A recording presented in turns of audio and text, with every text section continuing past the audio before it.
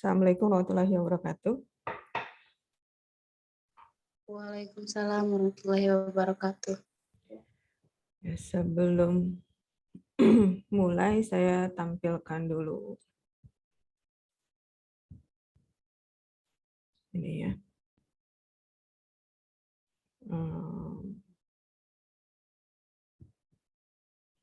Nah, RPS. Kita tuh karena hari Rabu pernah ada libur kan ya, libur Maulid, terus kita ada webinar, jadi agak nggak sesuai target gitu. Harusnya kita kan udah pertemuan ke-7 ini. Ya. Jadi yang pertemuan ke-1 kita udah ya, yang masalah ekosistem. Kemudian yang kedua tentang keanekaragaman hayati sudah. Yang ketiga tentang sumber daya alam itu sudah. Terus yang keempat itu presentasi infografis tentang sumber daya alam kalian juga sudah lakukan. Nah, kemudian ya, hari ini sekarang itu tentang konservasi sumber daya alam dan ekosistemnya. Ya, itu hari ini. Terus pemanenan air hujan itu bagian dari konservasi sumber daya air. Saya sampaikan sekarang sekaligus. Jadi hari ini adalah penyampaian materi untuk yang seharusnya jadi minggu ke-5 dan minggu ke-6. Nah, kemudian di minggu ke-6 ini dia sebetulnya ada praktek pembuatan biopori yang biasanya saya laksanakan tuh weekend ya, kalau nggak hari Sabtu, hari Minggu. Cuma kalau weekend ini kan kalian hari Seninnya itu sudah UTS. Iya, Bu. Dan nggak tahu mungkin ada sebagian yang ikut inaugurasi kali ya, Iya, Pak. Bu. Ya, jadi kita kan nggak bisa lakukan weekend ini. Jadi kita lakukan nanti saja ya, setelah kan UTS sampai hari Jumat ya. Nah, Iya, Bu. berarti hari Sabtunya ya. Iya, Bu. Hari Sabtunya atau hari Minggunya saya tergantung kesepakatan kalian aja mau hari Sabtu atau hari Minggu. Iya, Bu. Tapi cuita tanggal itu ada acara, Bu. Sabtu dan Minggu itu. Iya, Ini Juwita posisinya lagi di Batam. iya.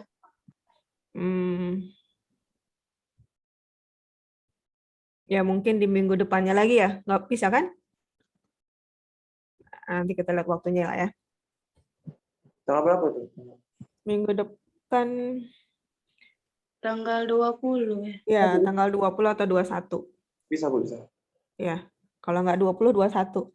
Nanti kita lihat situasinya. Iya, Bu. Terus kalian juga tentang biopori ini, itu nanti membuat infografis ya.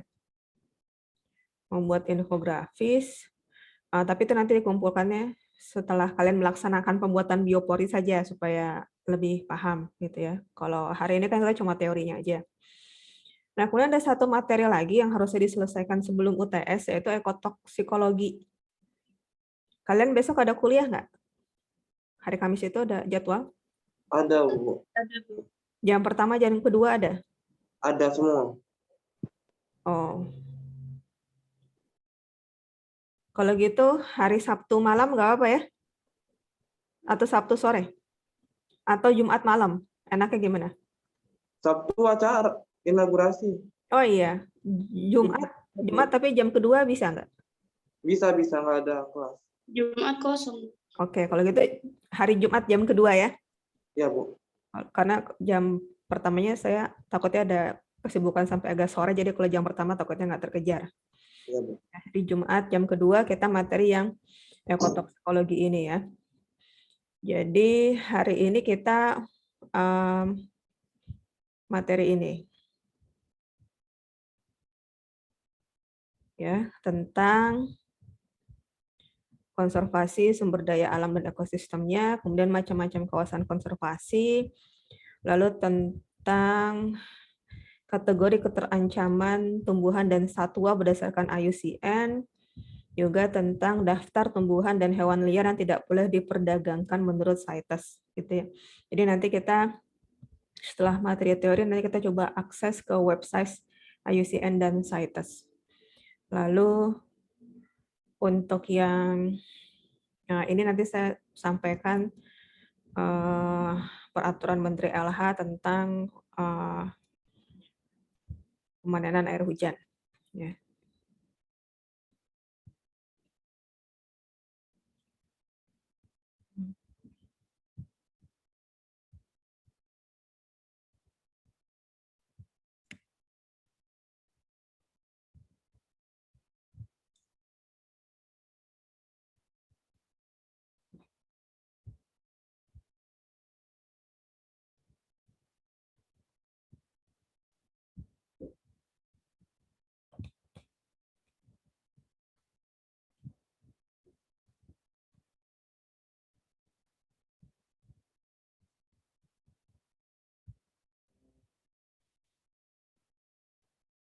Nah ini, konservasi sumber daya alam dan ekosistemnya. Jadi sebelumnya kita sudah bahas tentang sumber daya alam ya, yaitu unsur-unsur yang ada di alam yang digunakan oleh manusia untuk meningkatkan kesejahteraan manusia. Nah, supaya sumber daya alam tersebut bisa digunakan secara lestari kan perlu ada upaya-upaya konservasi, baik terhadap sumber daya alam itu sendiri maupun ekosistemnya. Jadi konservasi sumber daya alam hayati adalah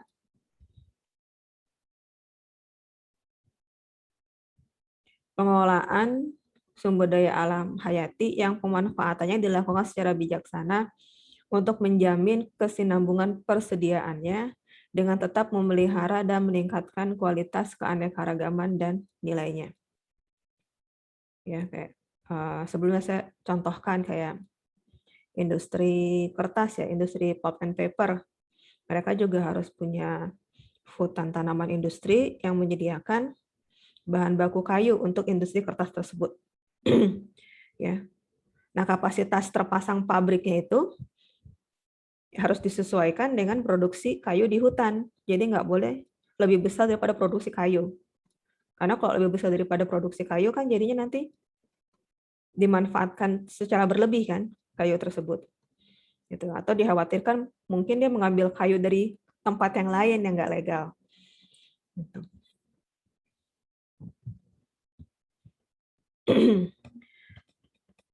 Nah, konservasi sumber daya alam hayati dan ekosistemnya dilakukan melalui kegiatan ada 3 ya. Yang pertama itu perlindungan sistem penyangga kehidupan. Yang kedua, pengawetan keanekaragaman jenis tumbuhan dan satwa beserta ekosistemnya. Yang ketiga, pemanfaatan secara lestari sumber daya alam hayati dan ekosistemnya.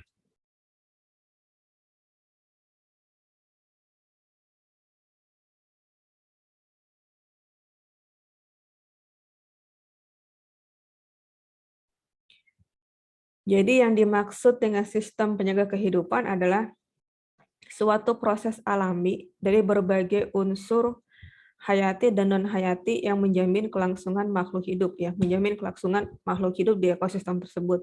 Kayak kita kan sebagai manusia tinggal di suatu tempat, kita perlu air bersih, perlu oksigen, perlu sinar matahari yang cukup ya. Jadi itu adalah sistem penjaga kehidupan kita.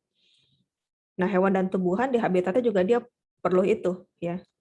Jadi sistem penjaga kehidupan ini perlu dijaga, sumber airnya perlu dijaga, sumber airnya perlu dijaga. Ya. Kemudian yang kedua tadi pengawetan keanekaragaman jenis tumbuhan dan satwa. Pengawetan ini bukan berarti diawetkan pakai formalin gitu ya. Kayak hewan diawetkan pakai formalin gitu. Atau tumbuhan daunnya dibuat apa tuh istilahnya kalau Pak Yarsi suka buat? Jadi lupa saya.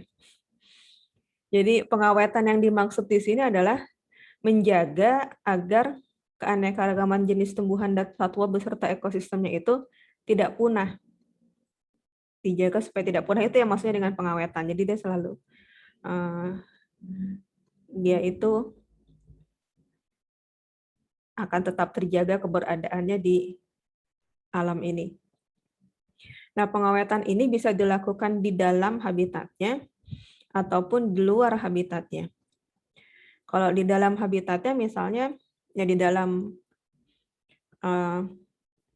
Taman Nasional Ujung Kulon misalnya, di situ kan ada badak bercula 1 ya. Memang habitatnya di situ. Terus ekosistemnya dijaga, ditetapkan sebagai taman nasional. Itu adalah pengawetan yang dilakukan di dalam habitatnya, in situ. Terus kalau misalnya ex situ ditangkarkan, misalnya penyu ya, induk penyu kan secara periodik dia ke pantai, bertelur. Nah, telur itu kan kalau dibiarkan secara alami, tingkat keselamatan hidupnya rendah tuh, survival rate-nya rendah. Ada yang tidak berhasil menetas, atau sudah menetas, si anak penyunya ini yang bisa disebut tukik, itu nggak selamat menuju ke perairan laut. Atau mungkin dia telurnya dimakan ular, atau anak tukiknya ini dimakan yang lain gitu. Nah, kemudian si telur-telur penyu ini diambil ya ke dalam suatu tempat, dipelihara di situ sampai menetas. Ya, sudah menetas baru dilepaskan ke alam. Nah, itu berarti pengawetan secara ex situ. Ya, jadi ada campur tangan manusia supaya lebih terjaga populasinya. Atau kalau mungkin kalian suka nonton di National Geographic ya, atau di BBC Earth, ada anak orang utan yang diselamatkan dari pemburu, ya kan, induknya mati, kemudian dibawalah ke suatu tempat, diobati, diberi makan, ya terus kemudian setelah besar dia dicoba apakah dia bisa beradaptasi dengan lingkungan liar. Biasanya nggak langsung tuh, karena hewan yang sudah dipelihara oleh manusia, dia kemampuan untuk bertahan, beradaptasi dan bertahan di alam bebas mungkin berbeda ya. Kayak saya punya kucing di rumah itu, ya biasa kita kasih makan ya kan. Tapi kalau dilepas liar mungkin dia nggak bisa, karena udah bertahun-tahun biasa dirawat, dikasih makan gitu. Mungkin dia nggak bisa cari makan sendiri gitu. Sama lah kayak hewan-hewan itu yang diselamatkan di alam. Kemudian yang ketiga, pemanfaatan secara lestari sumber daya alam hayati dan ekosistemnya. Jadi dalam memanfaatkan itu memperhatikan daya dukung. Sehingga sumber daya alam hayati dan ekosistemnya dimanfaatkan secara berkelanjutan. Itu tadi, pabrik kertas, dia berproduksi sesuai dengan daya dukung hutan yang produksi kayu. Sama di industri pertambangan misalnya, industri peleburan atau smelter, itu dia beroperasi sesuai dengan kapasitas biji ya, kapasitas biji yang diambil di pertambangannya. Gitu.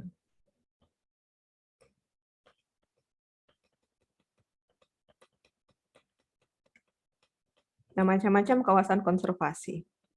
Ya, menurut Undang-Undang Nomor 5 tahun 1990, ya saya rasa ini masih berlaku lah undang-undang ini.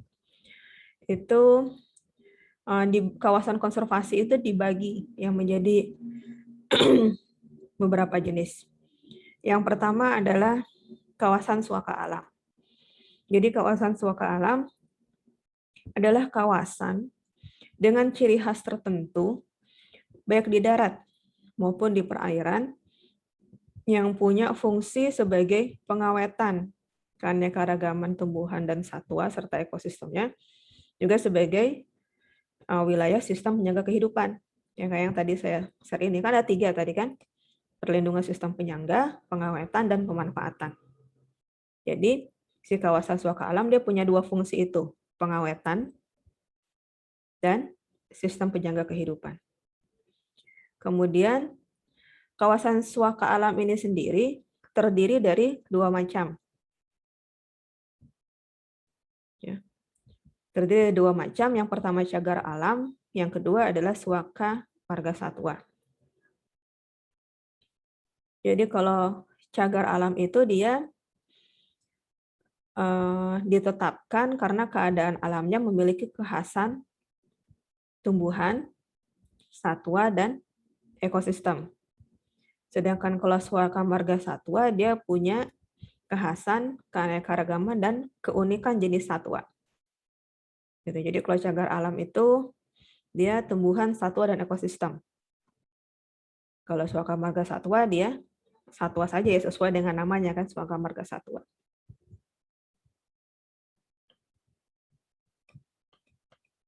Nah, kemudian dalam rangka kerjasama internasional, ya, konferensi internasional, khususnya di kegiatan penelitian dan pengembangan ilmu pengetahuan, pendidikan, dan wisata terbatas, si kawasan Swaka Alam dan kawasan tertentu ini bisa ditetapkan sebagai cagar biosfer. Jadi cagar biosfer adalah kawasan yang terdiri dari ekosistem asli, unik, dan atau ekosistem yang telah mengalami degradasi, yang keseluruhan alamnya dilindungi dan dilestarikan untuk keperluan pendidikan dan penelitian. Gitu. Jadi di kawasan ini boleh dilakukan wisata, tapi wisata terbatas ya. Wisata itu kan ada yang mass tourism, ada yang wisata terbatas. Biasanya kalau ekoturism tuh wisata terbatas. Jadi ada kuota di mana jumlah orang yang diperbolehkan melakukan wisata. Kemudian juga dibatasi di zona-zona tertentu saja. Gitu. Kalau kayak kalian wisata kemana? Ocarina mungkin kan banyak ya mass tourism. Mungkin kalau di Batam nggak terlalu banyak. Kalau kayak kalian ke pantai, ya pantai daerah Barelang kalau hari Sabtu Minggu kan ramai itu mass tourism. Lalu yang kedua, kawasan pelestarian alam. Jadi kawasan pelestarian alam adalah kawasan dengan ciri khas tertentu, baik di darat maupun di perairan yang punya fungsi sistem penyangga, pengawetan, dan pemanfaatan secara lestari. Jadi ada pemanfaatannya di sini. Kalau tadi di yang sebelumnya kan tidak ada pemanfaatan ya, cuma sistem penyangga dan pengawetan. Tapi kalau di kawasan pelestarian alam, itu boleh dilakukan pemanfaatan. Nah, kawasan pelestarian ini sendiri terdiri dari 3 macam. Jadi taman nasional, taman hutan raya, kemudian taman wisata alam, ya TWA. Kayak Muka Kuning kan masuknya TWA tuh. Taman wisata alam Muka Kuning. Nah, itu termasuk ke kawasan pelestarian alam. Jadi kalau di taman nasional adalah kawasan pelestarian alam yang mempunyai ekosistem asli. Jadi ekosistemnya asli, dikelola dengan sistem zonasi. Ya, dimanfaatkan untuk tujuan pendidikan, ilmu pengetahuan, pendidikan, menunjang kebudayaan, pariwisata, dan rekreasi. Kayak Taman Komodo itu kan masuk Taman Nasional ya, Taman Nasional Komodo. Lalu ada Taman Hutan Raya. Taman Hutan Raya adalah kawasan pelestarian alam untuk tujuan koleksi tumbuhan dan atau satwa yang alami atau buatan, asli atau bukan asli. Jadi bisa didatangkan dari luar ya, ditanam di situ. Yang dimanfaatkan untuk kepentingan penelitian, ilmu pengetahuan, pendidikan, menunjang budaya, pariwisata, dan rekreasi.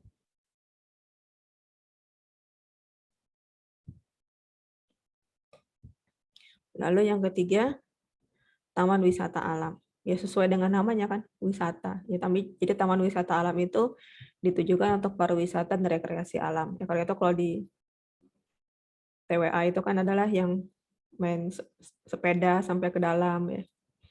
Jadi itu diperbolehkan. Tapi tetap dengan jumlah yang dibatasi ya, bukan mass tourism. Nanti kalian bisa coba searching ya, apa saja taman wisata alam yang ada di Indonesia. Karena kawasan konservasi ini dia ditetapkan berdasarkan surat keputusan. Ya, ada surat keputusannya dari kalau dulu Menteri Kehutanan ya, kalau sekarang kan Kehutanan sama Lingkungan Hidup sudah bergabung. Jadi dari Menteri Lingkungan Hidup dan Kehutanan. Nanti kalian coba searching kawasan suaka alam dan kawasan pelestarian alam yang ada di Indonesia itu apa saja. Ya, nanti bisa lihat apa masing-masing itu dia punya keunikan apa. Ya, ditetapkan sebagai kawasan konservasi sejak tahun berapa. Ya, luasnya berapa, sistem zonasinya seperti apa, biasanya ada itu. Lalu yang kedua, ini penggolongan tumbuhan dan satwa dari segi konservasi. Secara garis besar ada dua, dilindungi dan tidak dilindungi. Ya. Biasanya ini ditetapkan juga lewat peraturan perundangan ya. Saya lupa katanya itu peraturan pemerintah apa peraturan menteri. Jadi ada listnya ya, setiap beberapa tahun diperbaharui data tumbuhan dan satwa yang dilindungi. Nah, tumbuhan dan satwa yang dilindungi ini bisa dibagi jadi dua, yaitu tumbuhan dan satwa dalam bahaya kepunahan, ada yang populasinya jarang. Jadi baru sebatas dia populasinya jarang, atau dia sudah ada di level bahaya kepunahan. Gitu.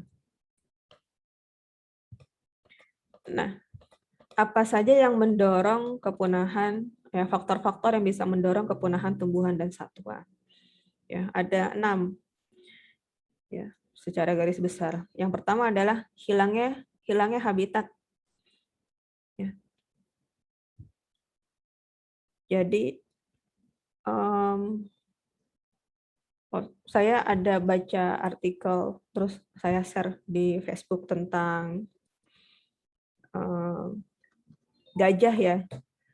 Jadi gajah itu ketika transmigrasi, ya, Indonesia banyak melancarkan program transmigrasi ya, dari Jawa pindah ke Sumatera, ke Kalimantan. Daerah-daerah yang tadinya itu adalah habitat satwa berubah menjadi permukiman penduduk ya kan. Sehingga di satwa ini dia habitatnya berkurang. Gitu. Kemudian ada gajah ini dia secara periodik tuh melakukan migrasi gitu, melakukan migrasi ya. Dan jalur yang biasa dia lalui itu udah jadi pemukiman penduduk. Jalur yang biasa dilalui udah jadi pemukiman penduduk. Jadinya warga kan takut karena tiba-tiba ada rombongan gajah itu kan dia berkoloni ya.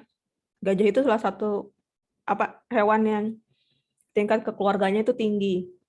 Ya. Jadi induknya, bapaknya, anaknya, saudara-saudaranya itu biasa berkelompok gitu. Sama kayak singa kalau kalian nonton Lion King kan gitu ya. Mereka tuh biasa berkelompok. Ya. Beda dengan harimau.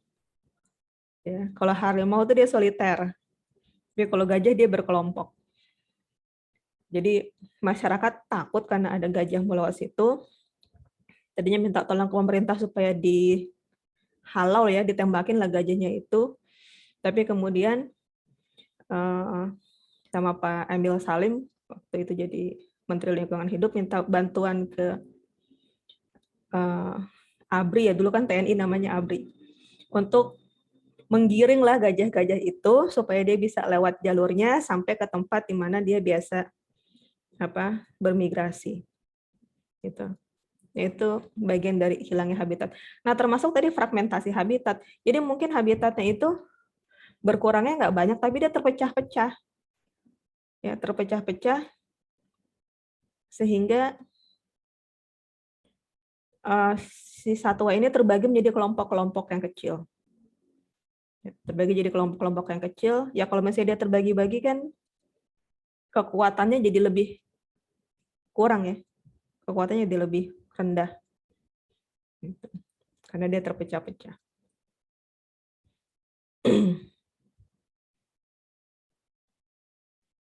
Ya, bayangkan kalau misalnya kalian tadinya tuh punya tanah yang luas gitu ya.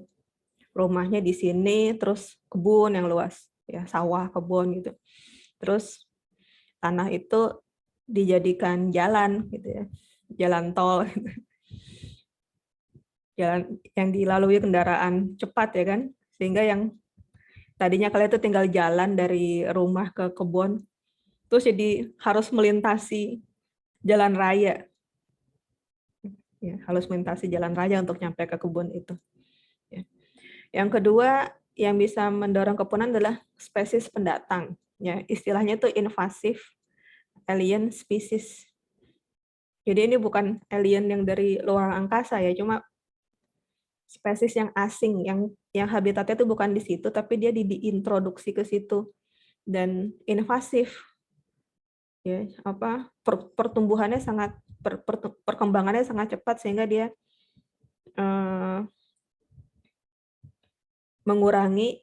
menekan keberadaan spesies yang asli di situ. Ya. Kayak ikan mujair itu kan bukan asli di Indonesia. Ya. Eceng gondok juga bukan asli di Indonesia. Ya, dibawa karena dilihat ke Indonesia karena bunganya bagus ya gitu. Ternyata pas dibawa ke Indonesia dia tumbuh pesat, menutupi saluran air dan sebagainya.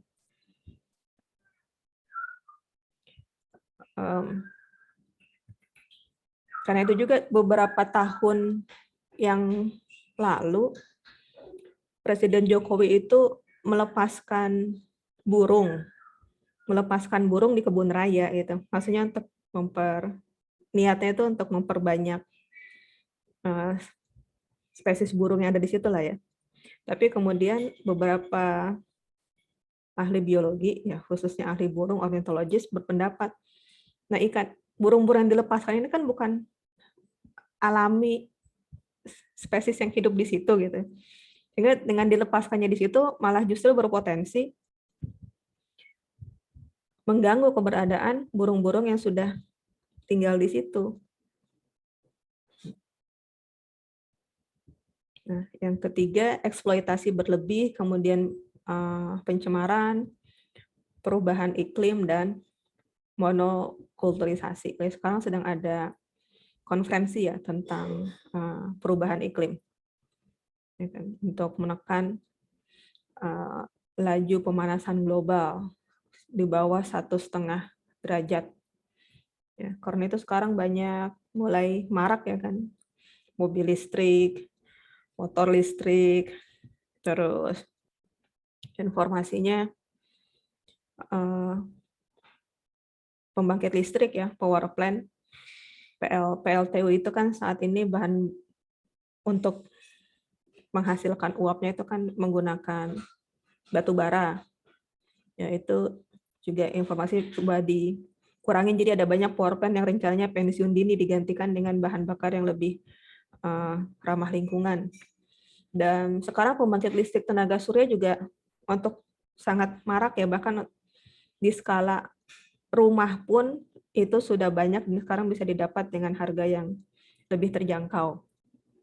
Jadi ada banyak tuh, kalau kita buka pembangkit listrik tenaga surya, googling gitu, ada banyak paket-paketnya, bahkan ada beberapa yang kalau misalnya lebih jadi bisa kalau dalam jumlah yang banyak ya bisa disimpan atau bahkan dijual ke PLN. Ya.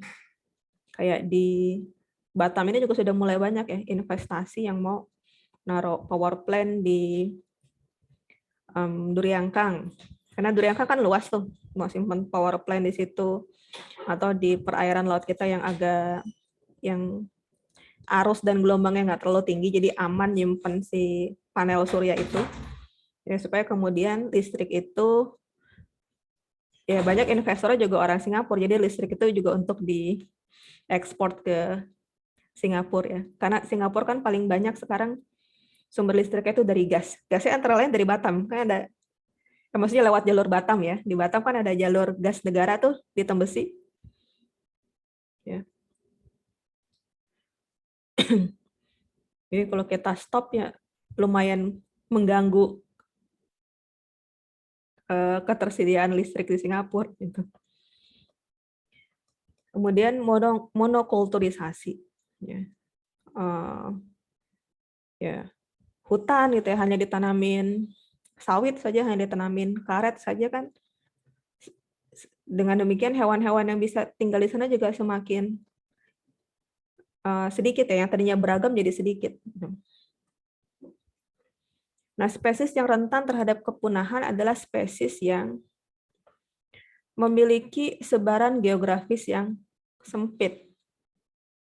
Ya, memiliki sebaran geografis yang sempit. Kalau kalian nonton apa Ice Age, si mamutnya itu kan dia punya sebaran geografis yang sempit ya. Karena dia perlu suhu yang dingin gitu. Karena sebaran geografis yang sempit, nggak bisa kemana-mana, akhirnya dia gampang punah. Ya, gampang punah. Kemudian terdiri dari satu atau beberapa, jadi nggak banyak populasi, ya cuma ada satu populasi kecil saja sehingga dia gampang punah. Populasinya sedikit, ukuran populasinya menurun, kepadatan populasi rendah, memerlukan daerah jelajah yang luas. Jadi dia perlu daerah yang luas untuk bermigrasi. Ketika daerah luas itu tidak tersedia, dia jadi tidak bisa bertahan hidup. Padahal dia perlu daerah yang luas itu misalnya untuk bereproduksi, untuk cari makan, gitu. Mungkin kalian udah pelajari juga masalah migrasi hewan di zoologi vertebrata ya. Udah dapat kan ya? Sudah pernah dipelajari masalah migrasi? Atau udah pernah disinggung? Migrasi hewan. Enggak sih Bu, cuman konservasi aja. Oh, tentang migrasinya enggak?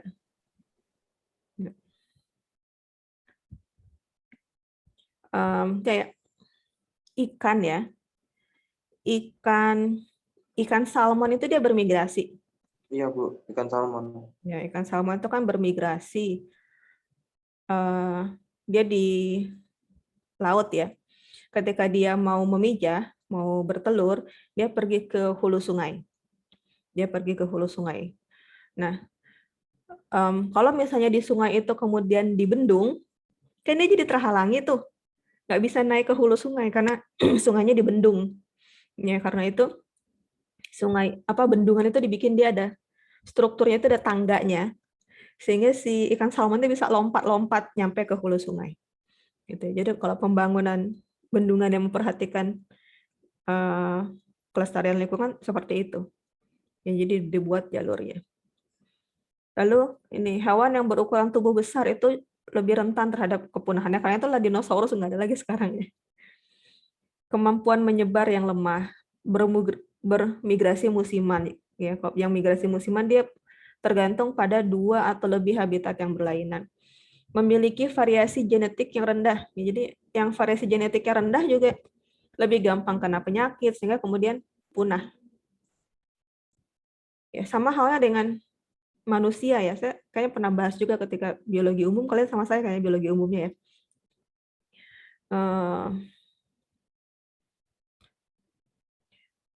Manusia itu dia baiknya nikah itu nggak boleh nikah sama kerabat dekat ya. Ada tuh yang tidak boleh dinikahi, yang kerabat dekat tuh nggak boleh. Akan lebih baik kalau misalnya semakin jauh hubungannya, maka variasi genetiknya akan lebih tinggi.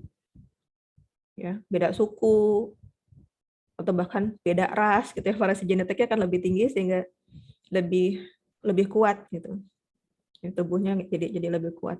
Karena itu biasanya kalau yang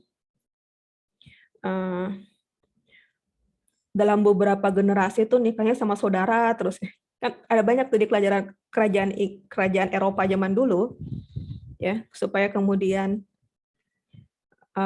harta dan tahta itu nggak keluar dari lingkungan keluarganya, jadi nikah itu sama sepupu pertama, sepupu nanti anak-anaknya nikah lagi sama sepupunya, jadi variasi genetiknya sangat rendah, makanya banyak yang anak-anaknya itu cacat kemudian. Ya, cacat atau fertil, nggak bisa punya keturunan gitu ya. Yang dulu dikiranya itu adalah kutukan ya, kutukan penyihir ya, padahal itu karena variasi genetik yang rendah. Gitu. Kemudian memerlukan habitat yang khusus ya. Jadi hewan dan tumbuhan yang perlu habitat yang khusus itu juga lebih rentan terhadap kepunahan. Ya. Terus hewan-hewan dan tumbuhan yang hanya bisa dijumpai pada lingkungan yang utuh dan stabil. Kemudian juga hewan-hewan dan tumbuhan yang membentuk kelompok baik permanen ataupun sementara. Hewan-hewan yang terisolasi atau belum pernah kontak sama manusia. Jadi kalau sekalinya kontak dia kaget. Kemudian hewan-hewan yang diburu atau dipanen oleh manusia, serta hewan-hewan yang berkerabat dengan spesies yang telah punah gitu. Ya kalau kerabatnya udah punah, ya kemungkinan dia ikutan punah juga. Nah, berdasarkan IUCN, jadi IUCN itu adalah International Union for Conservation of Nature. Jadi ada dikategorikan satwa dan tumbuhan yang terancam punah. Ini istilahnya agak-agak mirip-mirip, nanti kita ada mind mapping ya setelah ini. Jadi ada yang punah, extinct, itu adalah suatu takson dikatakan punah jika tidak ada keraguan bahwa individu terakhir telah mati. Kayak dinosaurus, individu terakhir telah mati. Udah nggak ada keraguan, maka dia punah. Mamut, ya. Burung dodo. Lalu yang kedua adalah punah di alam bebas, extinct in the wild. Jadi suatu takson dikatakan punah di alam jika sudah pasti diketahui bahwa takson tersebut hanya hidup di penangkaran. Jadi dia hidup itu hanya di penangkaran, kalau di alam bebas sudah nggak ada. Atau dia hidup di alam sebagai hasil pelepasan kembali di luar daerah sebaran aslinya. Ya. Nah, suatu takson dianggap punah di alam jika telah dilakukan survei menyeluruh di daerah sebarannya atau di daerah yang memiliki potensi sebagai daerah sebarannya di alam. Di mana survei ini harus dilakukan pada waktu yang tepat. Ya, dilakukan pada waktu yang tepat dan ternyata gagal menemukan individu takson tersebut. Dan survei harus dilakukan sepanjang siklus hidup takson. Jadi kalau kalian misalnya mau meneliti kayak gini, itu bisa setahun penelitiannya atau bahkan lebih. Ya kan dalam siklus hidup memperhatikan bahwa dia itu bereproduksi di mana gitu ya. Terus setelah jadi anak dipelihara di mana, nursery ground-nya di mana. Terus dia biasa cari makan di mana. Dia biasa kawin di mana. Gitu. Jadi harus di seluruh habitatnya dan dilakukan di masa yang tepat.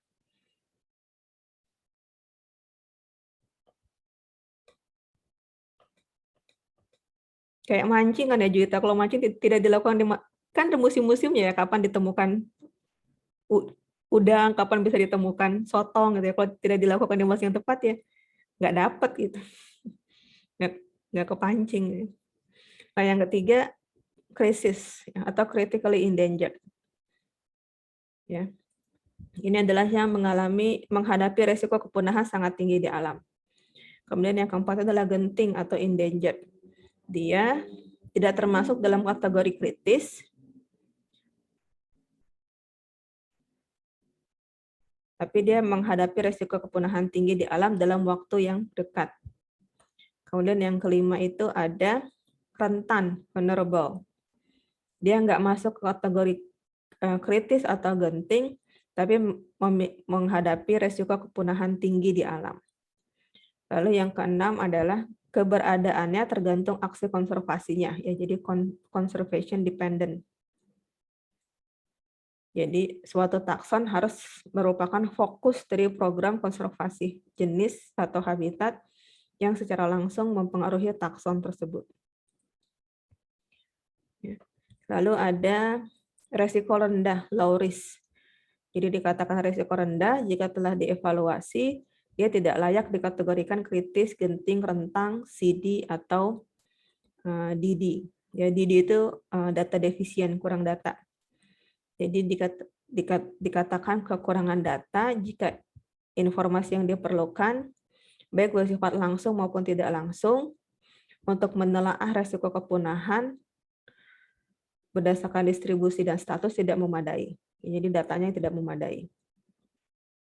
Ya, jadi takson dalam kategori ini mungkin telah banyak dipelajari aspek biologisnya, tapi data kelimpahan dan atau distribusinya masih kurang.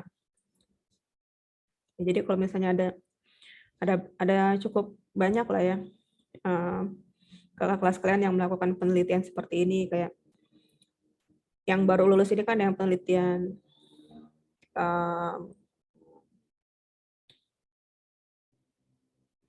kelelawar 2 orang ya. Terus yang sebelumnya pernah ada yang penelitian kantung semar, burung, keanekaragaman jenis ikan air tawar di, kalau nggak salah, di hutan muka kuning. Pokoknya ada banyak-banyak lah. Itu kan antara lain untuk mengumpulkan data seperti ini ya, supaya dapat data kelimpahannya. Kemudian yang ke-9, tidak dievaluasi. Jadi yang nggak masuk ke kriteria di atas. Yang tidak dievaluasi. Nah, kalau dibikin mind mapping-nya seperti ini. Jadi dari semua jenis itu ada yang tidak dievaluasi, lalu ada yang punah, terancam punah, tidak terancam punah, kurang data. Yang punah ini ada 2 macam, ada yang punah di alam. Yang terancam punah ini ada yang kritis, genting, rentan. Yang tidak terancam punah ini ada yang tergantung aksi konservasinya, ada yang resiko rendah. Nah, resiko rendah ini ada yang mendekati terancam punah, bukan spesies yang diperhatikan, dan jumlah yang melimpah gitu. Ya, kalau kita bikin mind map nih. Nah, ini kemudian ada batasan kategori kritis, genting, dan rentang menurut IUCN. Ya, dilihat dari kriteria penurunan tajam. Yes, saya kasih contoh 2 saja, misalnya lebih dari 80% selama penurunan tajam lebih dari 80% selama 10 tahun atau 3 generasi. Kalau yang genting lebih dari 50% selama 10 tahun. Kalau yang rentan lebih dari 50% selama 20 tahun atau 5 generasi. Ya, kemudian yang populasi kecil itu masuk kategori kritis kalau dia ada kurang dari 250 individu dewasa. Yang genting itu kurang dari 2.500 individu dewasa. Yang rentan itu kurang dari 10.000 individu dewasa. Jadi itu batasan-batasannya.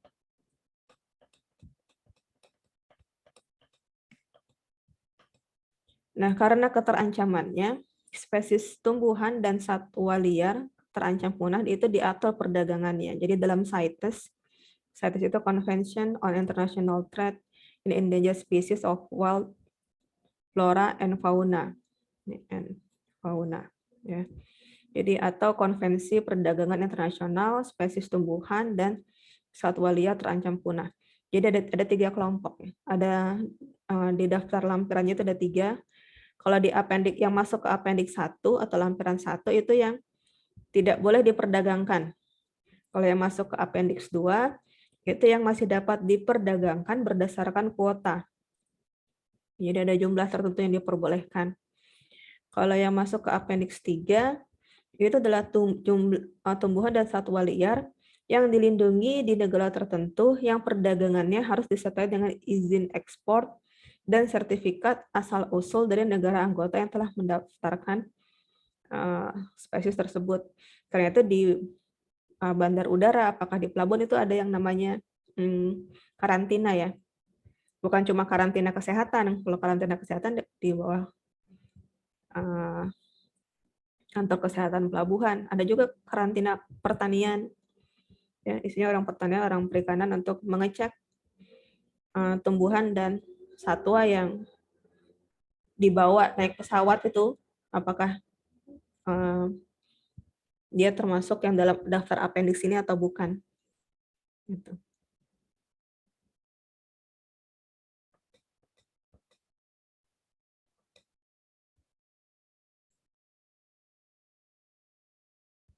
Saya kalau ngirim sampel tanah aja agak ribet.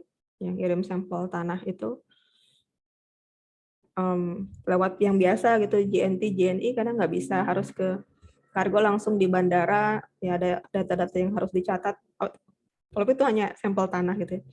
Kayak biasanya saya di tim saya yang tinggal di Jabodetabek lah atau di Bandung, saya titipkan sampelnya gitu. Supaya dibawa sama orang-orang yang naik pesawat, pakai surat jalan itu akan lebih mudah, nggak banyak pertanyaan. Ya, dibanding harus dikirim pakai ekspedisi.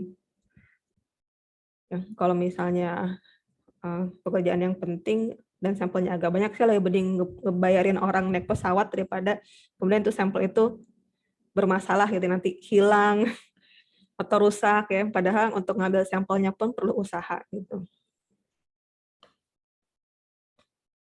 Lalu ini ada beberapa peraturan perundangan terkait konservasi.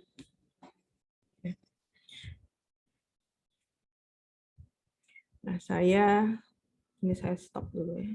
Saya screen. Kalian saya absen.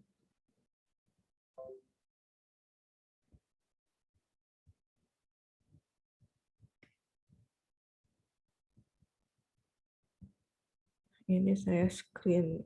Ini share screen aja. Nah, kita cari mana ya? IUCN. Nah, ini aja. IUCN red list. Ya, kalian cari sini ada. Nah.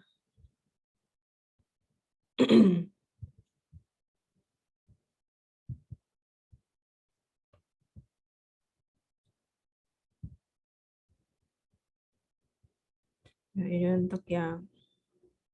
Jadi kalian cari di website ini iucnredlist.org.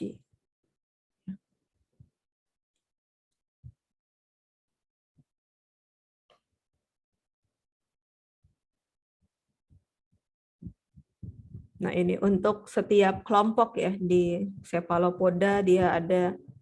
Nah, ini kan ada kategorinya nih. Ya, endangered, vulnerable, data deficient tadi ya, yang list concern tadi yang kita udah bahas ya. Ada berapa jumlahnya? Ya, ada berapa jumlahnya yang masing-masing jenis, masing-masing spesies untuk tiap kelompok ini ada amfibia, mamalia, burung dan sebagainya.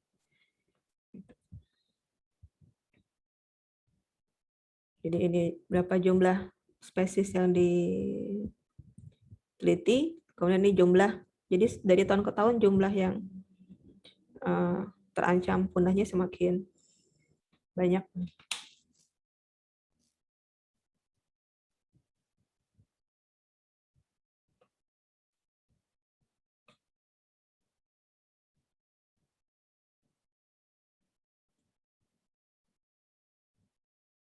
Misalnya kita mau cari apa ya?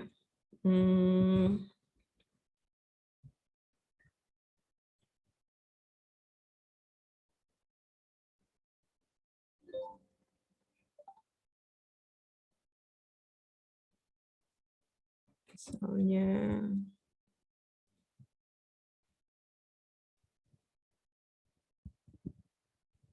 nah ini ya, mimi atau belangkas.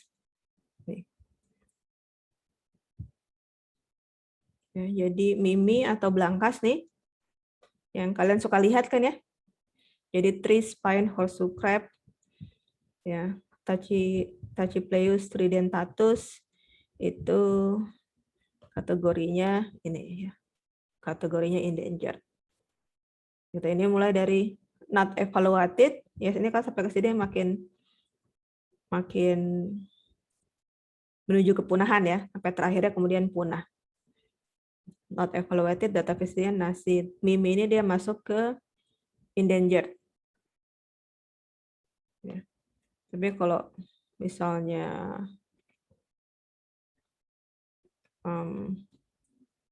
apa ya?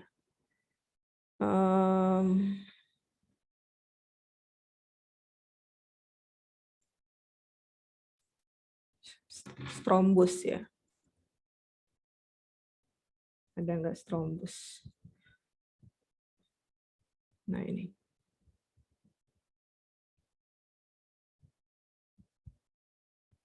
Tapi ini jenis yang lain ya. Kalau gonggong yang biasa kita makan itu kan masuk genusnya strombus juga tuh. Gonggong yang biasa kita makan. Tapi ini jenis yang lain, dia termasuknya ke list concern. Nanti kalian coba lihat ya, misalnya kalian ingin tahu nih, mancing gitu ya, dapat suatu ikan mancing, terus coba cari di googling nama ilmiahnya apa, terus kalian ketikkan di sini, ya, ketikkan di sini nanti bisa keluar statusnya itu apa, gitu ya.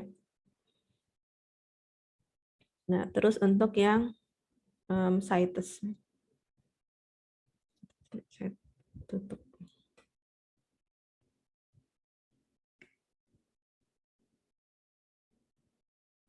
Ya, kalian bisa cari juga yang PDF-nya jadi semua satu list ya. Mungkin jumlahnya agak banyak lah ini ya. Ini 8.369 spesies kan banyak tuh nyarinya.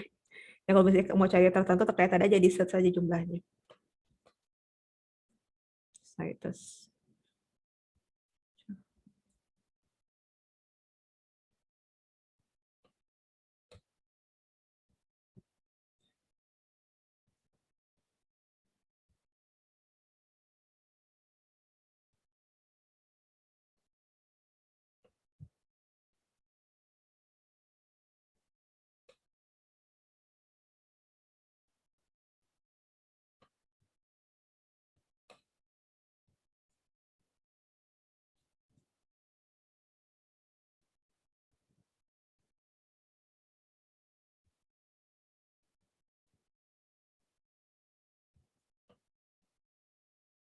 Nah, ini di sini ada yang masuk ke appendix 1, 2, 3 ya.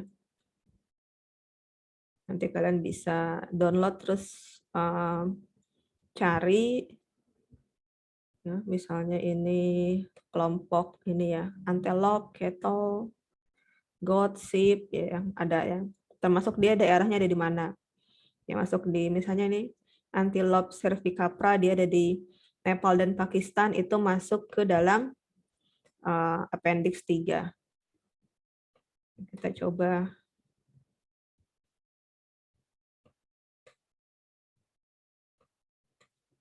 ada yang di Indonesia nggak ya?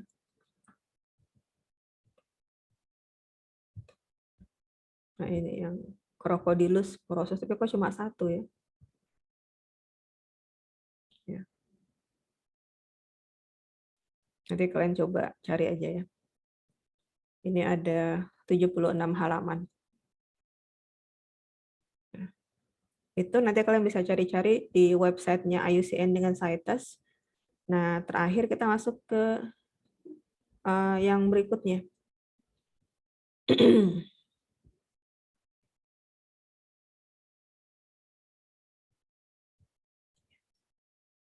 Semuanya deh.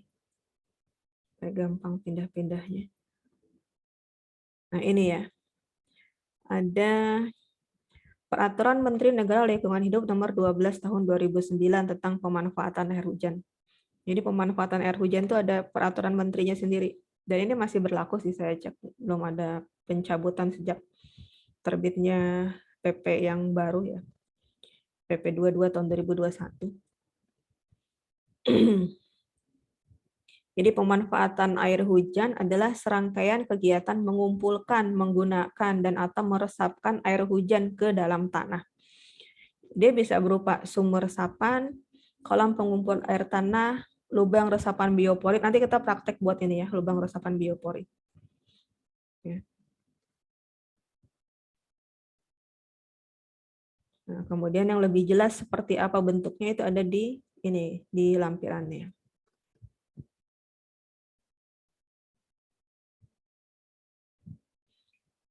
Jadi ini yang namanya kolam pengumpul air hujan di atas permukaan tanah. Jadi kalau ada rumah ya, ada talang airnya, dia dari talang air itu dimasukkan ke pipa, dikumpulkan ke kolam pengumpul seperti ini. Nah, nanti overflow-nya, lebihannya dialirkan ke selokan. Nah, si air yang tertumpul di kolam ini bisa dialirkan pakai pompa air masuk ke bak kamar mandi. Ya. Jadi ini untuk ya kalau dibuat mengurangi pemakaian air juga gitu ya. Maksudnya pemakaian air dari pump ya. Pemakaian air dari pump. Itu ada pekerjaan studi AMDAL di daerah ya di Batam yang kondisinya tuh berbukit dan potensi banjirnya cukup tinggi ya, jadi agak luas, lokasinya 16 hektar ya, 16 hektar. Jadi di rumah-rumah itu, terutama rumah yang kafling-kaflingnya besar, itu direncanakan buat seperti ini, tapi kolamnya underground ya. Jadi bisa dipakai untuk cuci mobil misalnya, atau siram-siram tanaman. Ini ada persyaratannya, nanti kalian bisa baca. Nanti saya share di Classroom ya, nanti bisa dibaca. Nah ini mirip seperti itu, tapi dia kolam pengumpulnya di bawah ya, underground. Dia kalau di bawah seperti ini, apalagi di bawah rumah agak repot kalau misalnya dia ada kotoran ya. Kadang di atap itu ada kotorannya juga gitu ya. Walaupun mungkin bisa dipasang penyaring. Cuma agak repot lah di maintenance-nya. Lalu ini ada sumur resapan. Jadi sumur resapan sesuai namanya dia berupa sumur sama mengambil air dari talang air. Ya. Terus ini ada ijuk, arang, pasir. Kemudian dia jarak dari rumahnya itu minimal 1 meter. Ya rumahnya harus agak luas ya, kalau misalnya kayak rumah-rumah tipe kecil di Batam yang luas tanahnya kurang dari 100 agak repot juga, karena biasanya kan ada tipe 36 gitu ya. Atau bukan yang agak besar lah, tipe 54, tapi sisa tanah di belakangnya itu jangankan jarak 1 meter gitu. Mungkin jaraknya juga nggak nyampe 1 meter gitu, sisa tanah di belakang. Jadi agak sulit untuk bikin ini. Itu yang sumur resapan yang pendek. Nah, ini yang sumur resapan yang dalam. Ya, sumur resapan dalam. Jadi seperti ini. Kemudian, nah, ini yang akan kita praktekkan itu ini ya, biopori. Jadi tanah digali. Ya, kalau di kampus masih bisa lah karena tanahnya masih ada sampai 1 meter itulah baru bisa ketemu batuan ya. Karena di Batam kan tanahnya itu topsoil dengan tanah penutupnya itu kan sedikit ya. Di bawah udah ketemu batuan atau kadang bongkaran puing gitu kalau rumah-rumah itu. Tapi kalau di kampus masih bisa kita gali pakai bor itu sampai 1 meter. Ya. Digali. Nah, ukuran mata bor itu kira-kira sekitar 10 cm. Lalu di bagian atasnya kalian tutup pakai paralon. Terus dikasih kawat penutup. Nah, ini di lubang biopori ini dikasih sampah organik ya. Dikasih sampah organik. Jadi nanti di sampah organik itu kan akan tumbuh mikroorganisme lah ya. Mikroorganisme tumbuh di sini. Kemudian si mikroorganisme itu dia akan membuat pori-pori di tanah ini. Ya, akan membuang lubang-lubang lagi di tanah sekitarnya. Sehingga air yang masuk ke sini bisa menyerap lagi ke sekeliling dari lubang yang 1 meter itu. Nah, si tutup paralon ini kalau misalnya kalian nggak bikin sendiri, carilah di Tokopedia, cari paralon penutup biopori. Nanti kalian enaknya cari yang seperti itu aja deh. Jadi tinggal dipasang. Ya.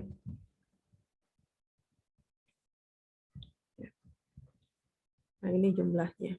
Saya coba nih ya, cari misalnya sini. Paralon biopori. Ya, jadi udah ada yang jual.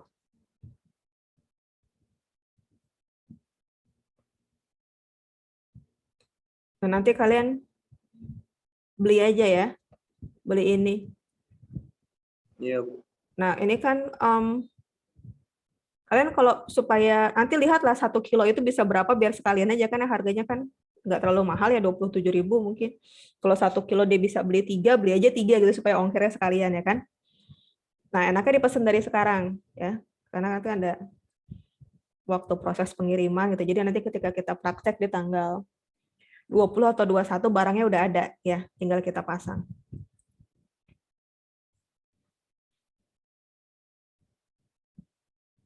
Ya, itu terus saya mau share tentang, kalau nggak salah ada fotonya ya. Terakhir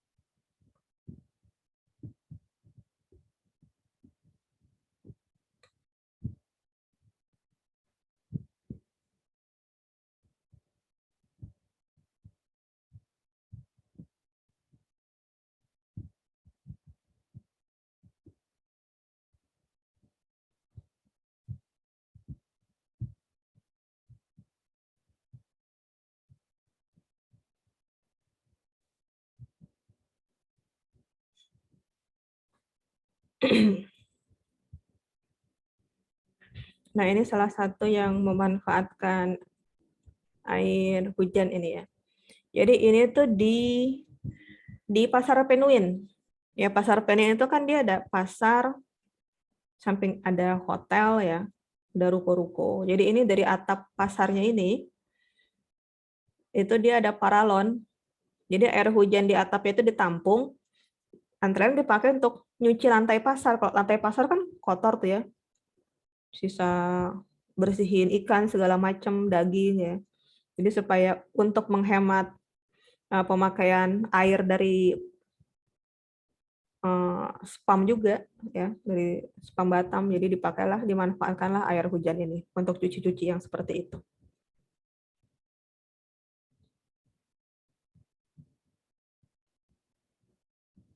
Ada pertanyaan? Bu, kalau yang Taman Rusa itu, Bu, X itu berarti kan, Bu? Iya, X itu. Taman dari mana, Bu, itu? Saya nggak tahu juga dari mana rusanya itu asalnya ya. Ini mesti ditanya ke Fasling BP Batam. Kayak nggak tahu, mungkin apa dari Bogor ya. Di Bogor itu di Istana Presidenan Bogor kan ada banyak rusa. Banyak banget. Ya, sampai katanya populasinya itu berlebih gitu. Ya, populasinya berlebih, jadi ya disalurkan juga ke yang lain-lain. Itu sampai, jadi kebun raya Bogor itu kan halamannya luas ya, bagian depannya itu ya banyak rusa, di belakangnya itu Istana Kepresidenan itu di belakangnya itu adalah kebun raya Bogor, ya pas di tengah-tengah kota Bogor. Di dalam kebun raya itu ada juga museum zoologi di situ, terus ada bangunan-bangunan apa untuk anggrek, lumut dan sebagainya ya. Jadi ada tema-temanya lah. SMA saya tuh pas letaknya tuh di seberangnya Istana Bogor. Jadi kalau lagi nunggu angkot itu ya sampai rusanya tuh sampai ke pinggir-pinggir batas pagar pedestrian itu. Karena suka dikasih makan. Ya, kalau di sini kan suka dikasih makan juga ya. Jadi sana tuh di pinggir tuh kalau hari Sabtu Minggu ya banyak yang jualan wortel, bayam, segala macam. Ya. Dan kadang yang iseng sambil nungguin angkot sambil ngasih makan segala macam sih, kadang cuma dikasih makan snack atau ciki-cikian juga rusa itu. Ya. Kalau di kita sebetulnya di mata kucing ya kita juga bisa jumpa juga, tapi saya nggak tahu lah, sejak pandemi saya nggak pernah ke sana, dan informasinya juga karena pengunjungnya kurang, jadi banyak yang nggak kerawat gitu hewan-hewan di sana, karena ketika pengunjung kurang kan duitnya kurang yang masuk ya, sementara mereka perlu makan dan segala macam gitu. Yang paling dekat yang banyak atau di Singapura, tapi saya juga belum pernah sih ke Singapura Zoo. Kalau yang ke akuariumnya udah pernah gitu ya, Singapura Zoo-nya belum. Kalau di Taman Safari Bogor sekarang mungkin sudah beberapa tahun lalu ya, ada panda. Pandanya itu tapi simpen karena dia emang di daerah Bogor yang agak tinggi ya, jadi agak sejuk dan dia simpennya di puncak lagi. Jadi kita harus naik bis ke atas karena kan panda perlu habitat yang dingin. Tapi setelah susah payah naik ke puncak, antri bis, ya, antri nungguin bis, terus pas lagi hujan deras, pas nyampe sana ternyata pandanya juga sembunyi gitu, jadi kita nggak bisa lihat. Jadi akhirnya kalau udah sore akhirnya adalah kita pulang lagi. Gitu. Ya. Ya, saya rasa begitulah ya. Nanti hari Jumat jam kedua ya, kita ada kuliah tambahan untuk ekotoksikologi ya. Ya, saya akhiri. Mungkin nanti ada kuis saya share di Classroom, tapi nanti deadline-nya agak panjang lah ya, supaya kalian ada waktu cukup banyak untuk kerjainnya. Ya, saya akhiri. Selamat malam. Assalamualaikum warahmatullahi wabarakatuh. Waalaikumsalam. Waalaikumsalam warahmatullahi wabarakatuh.